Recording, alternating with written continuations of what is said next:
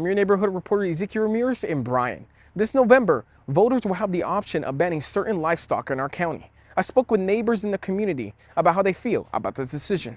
I've already voted and I feel like probably we ought to leave it alone. I think it'd give the government an opportunity to sue people that don't need to be sued. On November 5th, our neighbors will help decide whether to ban roaming livestock in our community. So I went knocking on doors in a local neighborhood to gauge local opinions on the issue. That's when I met Hugh Butler. I think animals should be fenced in just because I think it's a safety hazard. He tells me he thinks it's a good idea for the county to enforce this, to prevent any accidents from happening in the future. Well, I mean, if it's a potential safety hazard, they can feel like they want, but that's not worth somebody getting hurt.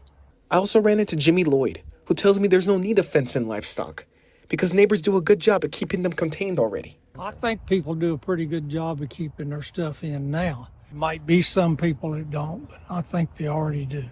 After calling several cattle companies, I ended up at Pete Scamardo's farm.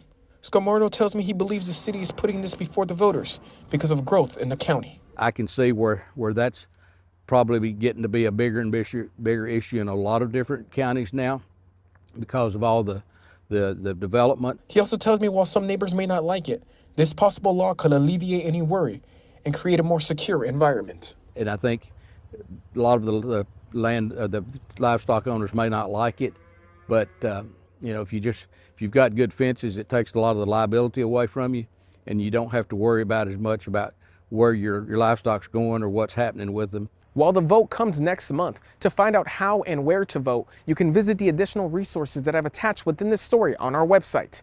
In your neighborhood of Brazos County, I'm Ezekiel Ramirez.